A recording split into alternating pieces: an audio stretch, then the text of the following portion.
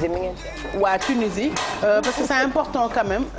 souvent ci satellite ñeneen ñi la ñuy wékku pour am information yi ñu soxla mais cette fois-ci Tunisie dafa lancé satellite boppam 100% fait maison c'est une fierté quand même pour l'Afrique. Oui, non seulement 100% fait maison comme ni nga ko waxee c'est une fierté mais il faut dire que ñoom ñooy premier dëkk bu Maghreb boo xamante ne def nga loolu bu ñuy wax Maghreb nag moom je pense que mooy dëkku naar yi. Donc moom moo ci jiitu mais mooy 6e pays en Afrique boo xamante ni lancé nga li nga xamante ne moom moo di sa satellite wax nañ ko dañu toll ci jamono boo xamante ne quand même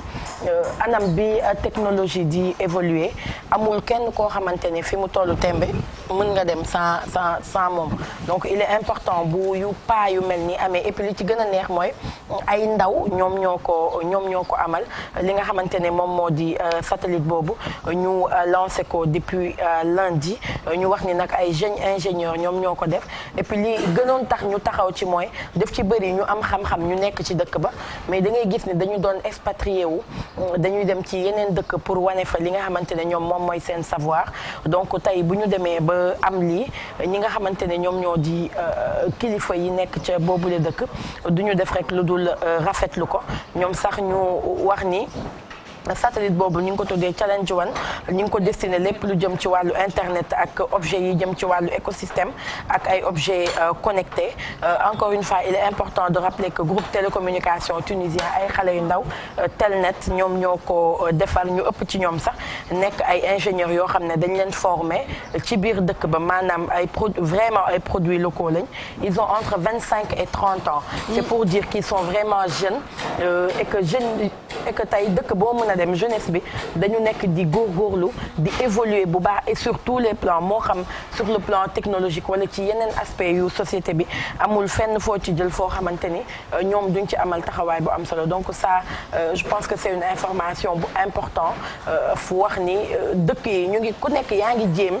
jël sa indépendance entre guillemets ci anam yi nga xamante ne moom moo gën parce que mënoo tout le temps di xaar lépp ci yeneen dëkk yi donc bu say ndaw di màgg di meññi di gëstu di xam je pense que résultat yu mel nii moom lañ ci xaar. En tout cas c'est un moment historique pour Tunisiens yëpp ak xale yi nga xamante ne ñoom ñoo liggéey ci lancement wu satellite bi parce que wax nga ko ci sànq équipe bi entre 25 et 30 ans la am donc côté nouvelle technologie surtout boo wóoloo sa jeunesse rek ñu war na ni que ñoom ay génie lañ que am nañ seen patrie boo xam ne war nañ ko jouer ci seen développement wu dëkk surtout lu jëm ci wàllu télécommunication dëkk bu mun a am indépendance bu gérel ko sa bopp di nga dem ba indépendance totale di nga ko mun a am ndax wekku rek tout le temps ci waa Europe di xaar ñu lancé nga profiter nekk éternel consommateur aussi dafa war a jóg Afrique ci bu ñu bëggee développer wu convenablement moom la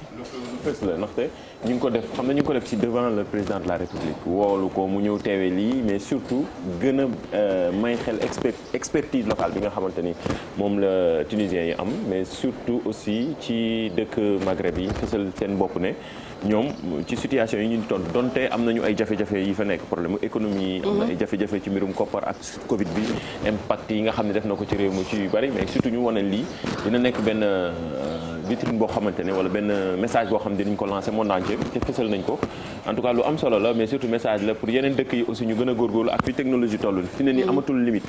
ci fi technologie toll amatul dëkk bi moo pauvre rek yëpp internet. even the sky isn't the limit ndaxte ñoom ñu ngi noonu di romb sky bi di yéeg di dem. mi ngi noonu amul limite léegi donc j'espère man aussi au Sénégal que on vivra assez longtemps pour assister sunu premier lancement fusée ci kaw jaww ji comme ni ñu koy waxee. parce que science moom cerveau la rek. cerveau yëpp ko mun a def cerveau sénégalais bi bu tunisien bi bu américain bi yëpp a yam nit bu sëggee ci benn affaire réfléchir ci ñu indil ko moyens yi ci war xam-xam bi ak bonne volonté surtout de la part des autorités lépp mun nañ ko def ci àdduna bi donc c'est un plaisir c'est une fierté de voir Tunisie nekk 6e pays Afrique ak premier pays maghrébin bi nga xamante ne moom moo lancé fusée ñu tuddee ko Challenge 1 ci kaw jaww ji en attendant de collecter les informations dinañ ko gën a suivre beneen actualité actualité toujours en Afrique la ñuy des cette fois-ci Congo-Brazzaville Denis Sassou Nguesso moom la ñu réélire Thioro à 77 ans ci élection présidentielle. waaw pratiquement 90% la am ci suffrage yi mu mel ni moom dès le premier tour rek falaat nañ ko. bëgg nañ ko nag. waaw dafa mel ni nag amul mais dafa mel ni élection yi amul woon surprise en fait parce que ñu bëri xaaroon nañ quand même mu jëlaat li nga xamante ne moom moo di raw gàddu gi en tout cas loolu mooy résultat yu provisoire yi nga xamante ne moom moo génnagum ñu fàttali ni moom ki nekkoon opposant wam di Guy Brice Parfait Colelas moom dafa amoon Covid donc ci nga xamante ne ci jour scrutin bi sax la décédé parce que biñ koy yóbbu ngir mu dem ca aéroport en fait France la doon dem ci avion médicalisé sax lañ ko defoon ngir mun ko yóbbu moom finalement dafa décédé gis nañ sax vidéo effectivement bi mu def ci biir avion bi avant muy décédé pour woowaat ñi nga xamante ni ñoo di seen waa dëkk ngir ñu dem vote ji ak yu mel noonu mais là c'est son dernier message bu ñu ko mën a waxee noonu mais moom résultat yi li ñu wane mooy moins de 8% la am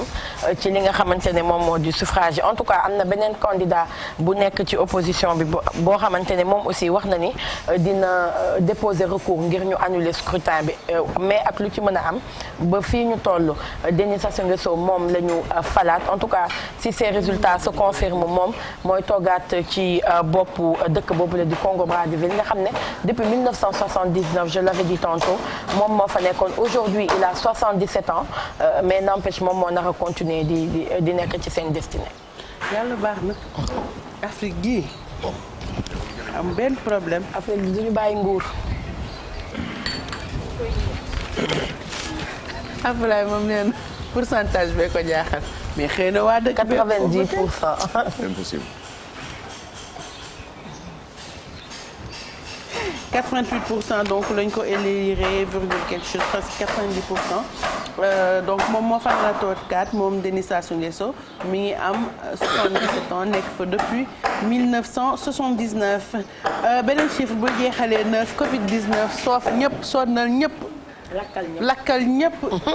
àdduna bi mel ni beneen guerre am actuellement te il y a des positionnements par rapport au vaccin yi am déséquilibre ci distribution au vaccin yi franchement c'est pas le moment de se crêper ci les chignons quoi. oui en fait loolu moo indi sax lii Bijou Ndiaye di wax nii parce que dëkk yu bëri nekk nii nii dañu nekk di confronté ak beneen troisième vague ñu bëri ñu ngi delluwaat ci confinement France Italie feneen ak feneen ñu ngi delluwaat ci ay confinement yoo xamante ne quand même yu xaw a compliqué la et ci moment boobu am na dëkk yoo xamante ne vaccin bi di AstraZeneca par exemple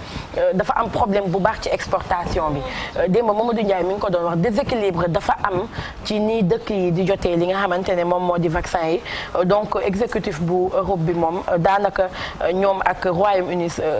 jàppoonte nañu jàppoo yu xaw a metti sax ñu wax ni sax am na lu toll par exemple Royaume-Uni dañ ko yónnee lu toll ci 10 millions ci ay doses de vaccin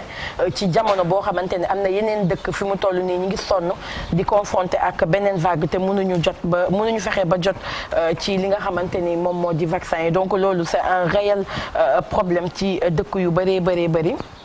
ñu wax ni Italie par exemple ak Espagne ñoom dañu nekk ay partenaires yoo xamante ni ci AstraZeneca bi mais ba tey même ñoom ils ont du mal à se procurer seen vaccin en tout cas ci nombre bi nga xamante ne moom lañ ko bëggee donc Bruxelles ñoom instant bi li ñu décidé rek en tout cas ñu ngi menacé pour le moment bloqué lépp lu jëm ci wàllu exportation boobule surtout su fekkee ni Union européenne bi jotul dose yi nga xamante ni moom lañ leen promettre woon parce que ñoom itamit wax naa ko sànq fi mu toll nii daf ci am dëkk yoo xamante ne Covid bi dafa commencé waat di nekkaat ci benn tendance buy yéeg bu baax a baax ñoom ñu defoon seen ay commande ci AstraZeneca bi di ko xaar boobu ak léegi mënuñu ci jot donc bu ñu gisee yeneen dëkk yoo xamante ne ñi ngi jot et puis ay nombre bu bëri quand même ay 10 millions de doses ci jamono boo xamante ne y a au moins une vingtaine de pays yoo xamante ne ñu ngi toog instant bii nii di xaar pour mën a jot et puis mën a vacciner seen ay nit mën a relancer seen seen ay économie te mënuñu ci jot dafay créer non seulement ay frustration mais ay problèmes comme ni ñu koy waxee depuis le début dañu nekk en guerre contre benn ennemi boo xamante ne dafa tax nit ñi boole seen ay forces. Tout le monde se dit qu'on est en guerre mais en réalité boolewuñ suñu ay forces parce que déjà affaire de commerce lañ ko def affaire de maa ko njëkk a produire affaire de dinaa ko yokk wala dama koy wàññi ñii lay jaayuma ñii c'est-à-dire que finalement da ngay gis que sax relation yi pays am entre ñoom en dehors de coronavirus bi dafay feeñ ba ci distribution vaccin bi te pour man c'est pas le moment. Malheureusement en fait c'est pas le moment et puis c'est le constat bi nga xamante ne moom la ñëpp def mais aujourd'hui mooy li ñu doon wax depuis le départ même avant ñuy am vaccin yi on disait que am na nu muy demee dëkk yi nga xamante ne seen loxo jotul seen ginnaaw ala kulli àll dinañ am problème pour vacciner seen ay nit donc aujourd'hui su fekkee ces mêmes pays yi nga xamante ne ñoom ñoo tane yenn dëkku africains yi par exemple ñoom ñoo mën a di crêper wante les chignons pour mën a jot ci vaccin yi xam naa ni si la situation continue comme ça même dëkk yi nga xamante ne ñoom ñoo nekk ci Afrique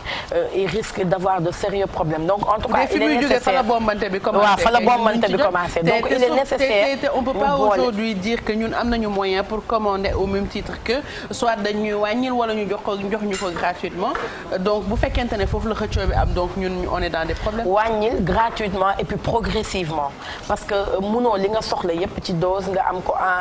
en un temps record en tout cas ñoom ñi koy def yépp oui c'est très dommage. ñu naan ci moment bi Covid bi nga xam ne dafa mën nañu wax ne relancer war carte yi. ñuy xaar ba tey ñun tamit ñu toog ci position xaar position may position tàllal loxo c'est dommage et en plus leneen li ci gën a mën a li ñu ci war a mën a jàpp mooy ci jamono jii nii il faut on parle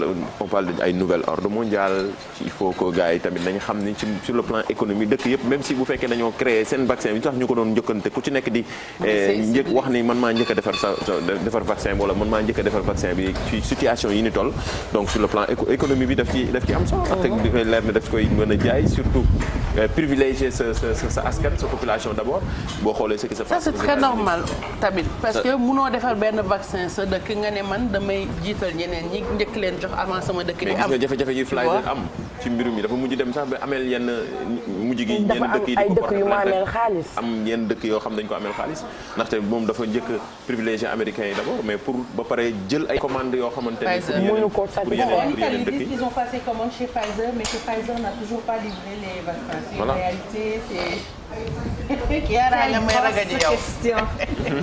En parler d'Italie concernant les vaccins, c'est un peu compliqué. Oui, parce que moi, ma mère, elle m'explique souvent, les gens veulent Pfizer, ils dénigrent l'AstraZeneca, Pfizer n'a pas livré. Qu'est-ce qui se passe réellement? Je pense qu'il y a, pour l'instant, ils sont un peu, je trouve, en tout cas, par rapport au feedback que j'ai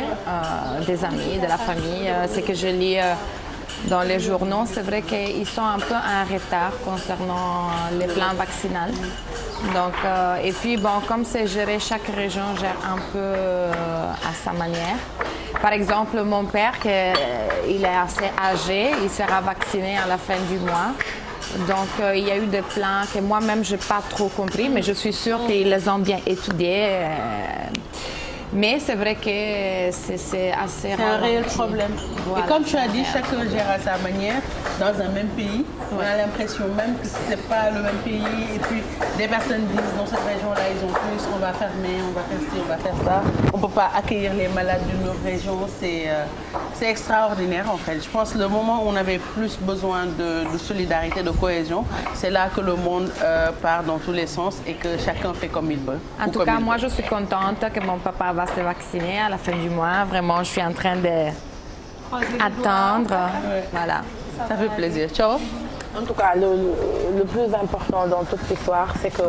il faut pas que nous fassions. On est en guerre, encore une fois. On a un ennemi commun, mu nekk coronavirus. Aujourd'hui, il est important que ku nekk nga dugal ci sa loxo, mais que ñu mën a jàppalante. Depuis le début, on en parlait. Lii nga xamante ne moom moo am tey, c'est un réel déséquilibre. Après, da ngay comprendre lu tax ñun bi suñu vaccin yi ñëwee, président Macky Sall il a tenu à vraiment ñu jox ci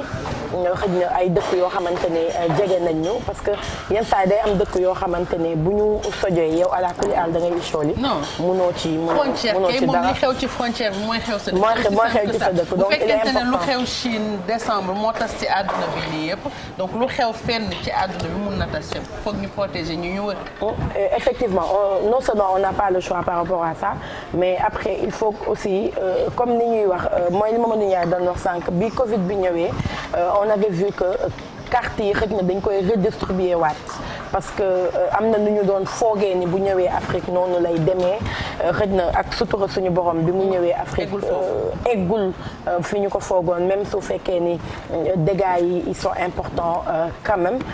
mais am na foo xamante ni bu fa àggoon xëy na dafa naroon nekk vraiment le chaos après il faut dire que vaccin yi comme on l'a dit dëkk bu nekk da ngay profité génnee c'est de bonne guerre parce que économiquement aussi ku ci nekk di nga bëgg a redresser sa dëkk